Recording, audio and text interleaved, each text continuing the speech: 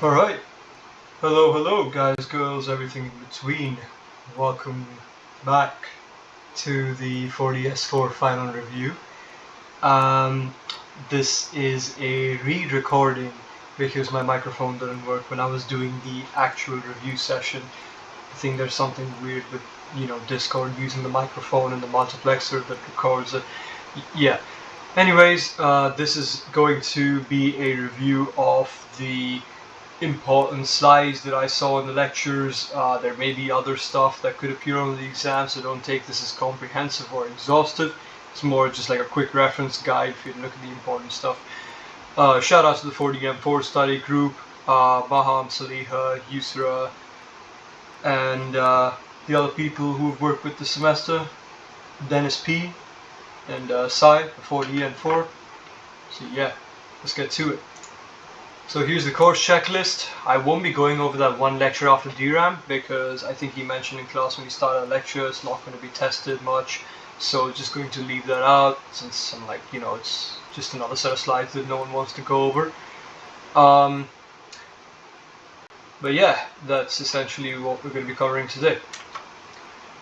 So 40S4 Embedded Systems begins with defining embedded systems, which I think everyone knows what they are, but then the next concept is cyber-physical systems. Cyber-physical systems are, well, the course tries to give a definition for a cyber-physical system, and it's not a very good definition. It's not a very clear definition either. So after doing some Googling and looking through actually the other course material for this, I came to the conclusion that a cyber-physical system is more of like the evolution of embedded systems. They're much more complex, they're much more programmable, they're usually networked, and networking is a big critical part. They have to connect to other stuff. So a lot of embedded systems are networked, but most, if not all, cyber-physical systems are networked. It's like the difference between a smartwatch and a washing machine. Both of them have an embedded system in them, but one of them is much more high level. That could even be coded in Python instead of like C. And yeah, it just has way more sensors, way higher sensor accuracy required, way more actuators, way more actuator accuracy needed, so on. The things that embedded systems have problems with is the much higher performance requirement. They often run their own operating systems, so that's more overhead. And mixed criticality. So criticality is the idea that certain things need to happen at certain times, and mixed criticality means that certain things need to happen at certain times, but some things have more leeway than other things. So you could sometimes get away with a 5 millisecond delay on something, but some things must happen within 2 milliseconds, some things can happen within 100 milliseconds, and so on. The solution to building good cyber-physical systems and having processors to make good cyber-physical systems has been creating the system on chip, SoC, which is putting an entire system that's cache, RAM, storage, peripherals, handling, the main processor, all of that stuff all on a single chip.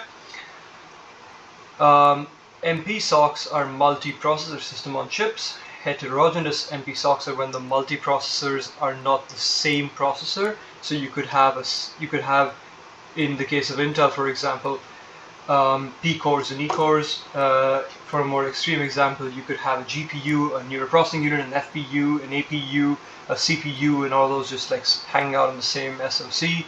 And the last part is real time, which means that they must be designed in a way to fulfill some time criticality requirement, and more on that in the RTOS section.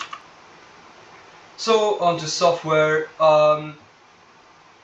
There's many ways to write software for CP systems. The first is Python, which is easy to write in because there's a lot of libraries. It's very close to like physical language, and doing very complex operations can be broken down into like 1 or 2 lines. Embedded systems often have implementations of Python that aren't the default Python, like MicroPython or Teensy Python. These are Python that has been modified to work better with embedded systems. It's still not great. There's a slide in there from the lectures, which tells you that a MicroPython program is 100x slower than a C program. Onto C, it's all reliable, since 1985. It's the closest thing we have to the perfect language. But it's got its own set of quirks. C++ is just C but with object orientation and a lot of other stuff. If you want to go down a rabbit hole, you should look at like the C standard and the evolutions to it. Like you look up what a contract is and try and explain to me what the heck that means. And then there's Simulink, which everyone knows in HM3K or 4, but in reality Simulink is not that bad. It can convert design into C code, which is really cool because it means that you can design things using blocks and stuff and have it compiled into C. So why C? Well, the 4 Ps. It's portable, somewhat. You get access to pointers, so you can do memory stuff. Very high performance, because it's got a very robust compiler and you have to write a lot of code manually to do things. And precision. You can actually talk to things at the CPU, at the memory, at the bit register level. Why not C? Because it's very hard to write safe code. On the right, you can see a bunch of fun things that you can do with operations. And like if you've ever written C and you've used while 0 or while true, that's technically undefined. If you've ever had a C program which does not end with return 0, that's technically undefined. So I think the guys who make fighter jets, Lockheed Martin, in their F-15 or F-18, in their F-22, they disabled about 90% of C features to keep it compliant.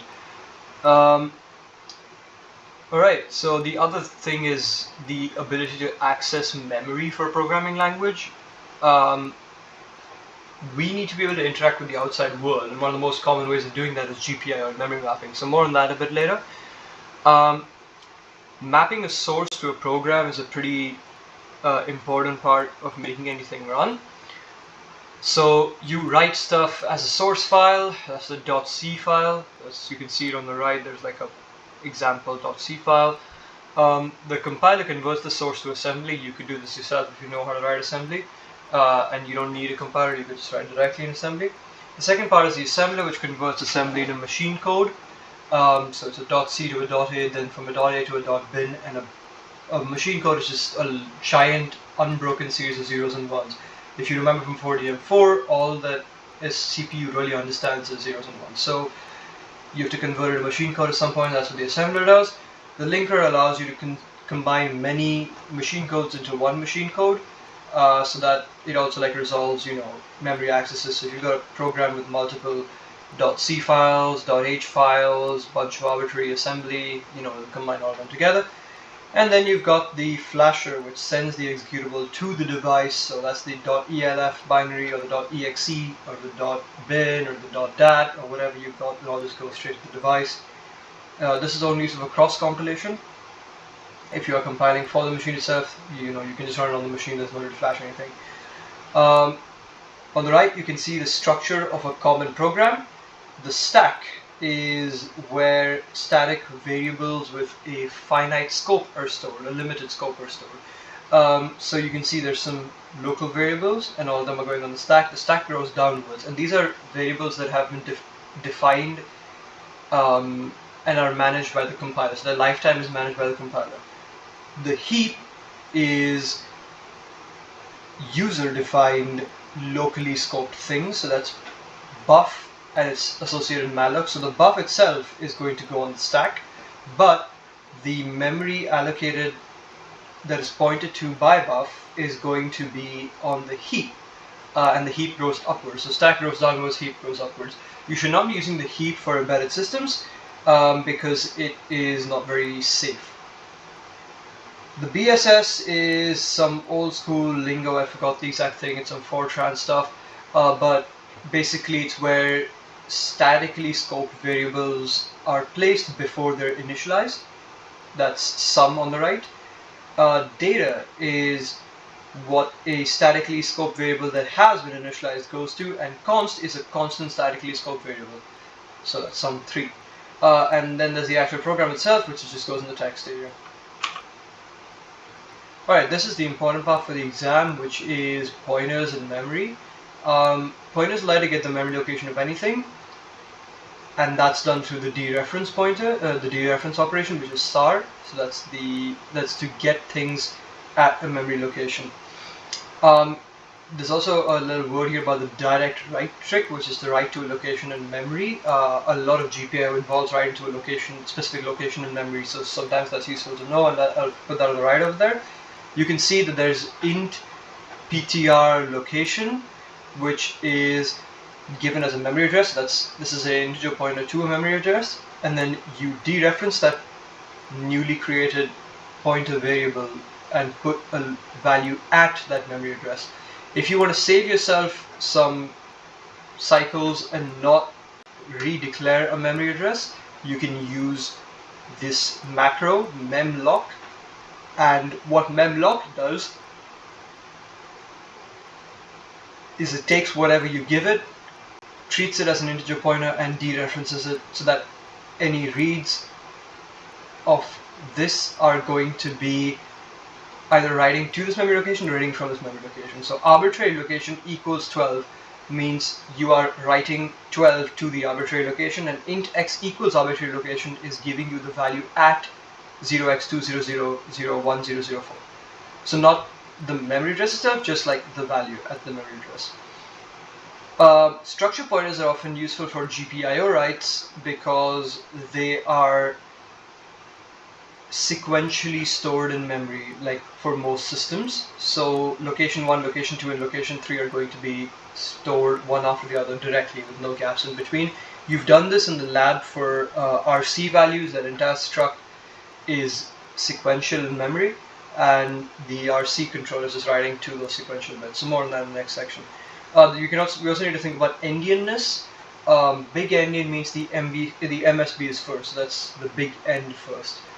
You can see that in this example, 0x12345678, the 12 byte is going to be stored in low memory, and the 78 is going to be stored in high memory.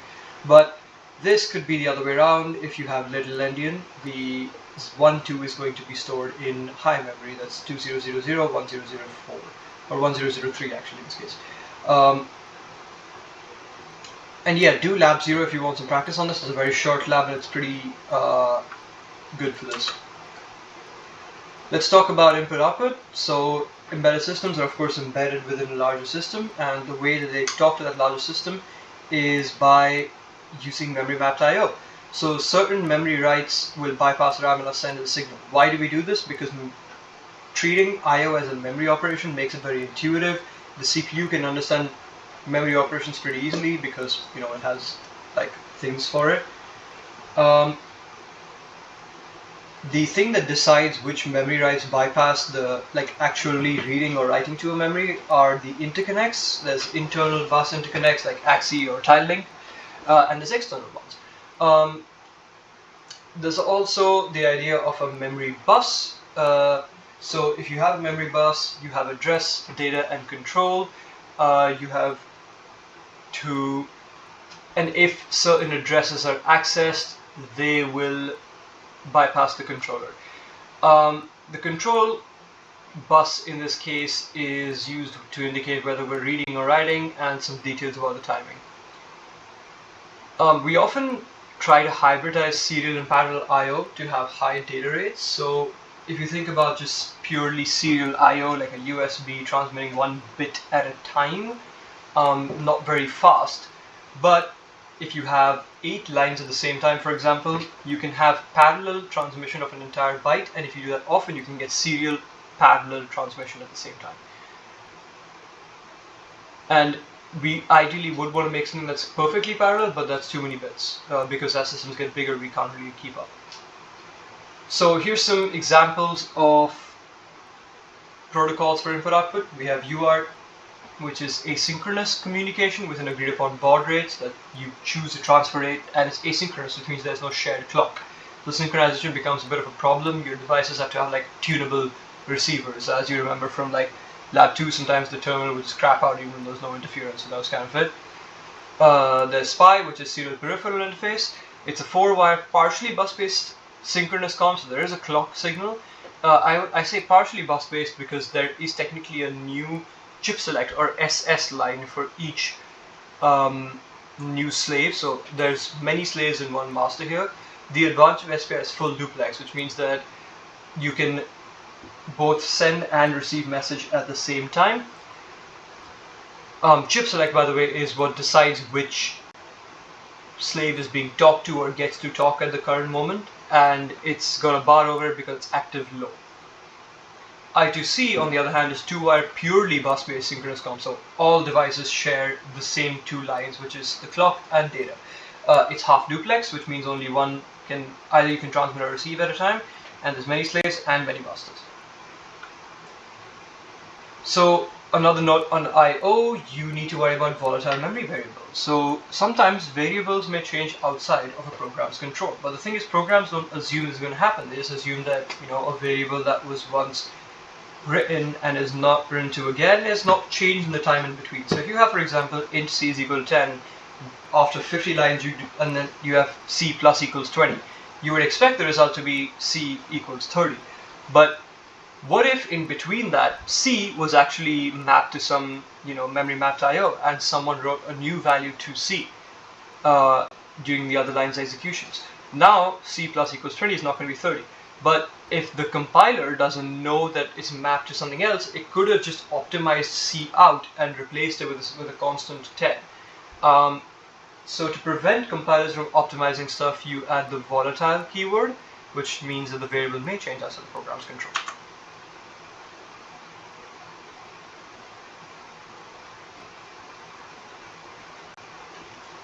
Moving on to sensors and actuators, I/O is what we send to sensors and actuators or receive from sensors and actuators, and it's all about interacting with the real world through electricity. So sensors convert things from physical impulse. Some examples include accelerometers, which use microelectronic mechanical systems, which is a system that converts mechanical forces to electrical stuff at a micro scale, and they measure linear acceleration. Gyroscopes use Coriolis force to measure rotational acceleration. Together you can create a 6-axis gyrometer. You can also throw in a magnetometer to measure the magnetic fields around you, and that uses Hall effect sensors. Together these three combine to form an IMU, or inertial measurement unit. A consideration that has been made about sensors is the use of LiDARs versus cameras for cyber-physical systems, more specifically cars. And when I say a consideration, I mean it's literally Tesla versus the world. Tesla insists on using cameras. The rest of the world uses LiDARs. You know, you can pick and choose what you want, but it's important to note that both of them have incredibly high performance requirements. The other issue is with sensors is that observing things makes them change. So your sensors themselves will add noise and bias to a signal, and you'll have to deal with that on the receiving end. Actuators convert things to a physical impulse. We've seen motors, for example, brushless AC, and often these aren't driven directly by a GPIO pin. You're not just going to write like 5 volts with like 2 milliamps that a pin can support. You know, you're going to write to a driver, and the driver is going to drive the motor with a much higher power source. So you can also control the magnitude of actuation. Oftentimes, certain devices expect fixed voltages, so instead of varying the voltage level, you vary the voltage's duty cycle by using PWM, or pulse width modulation.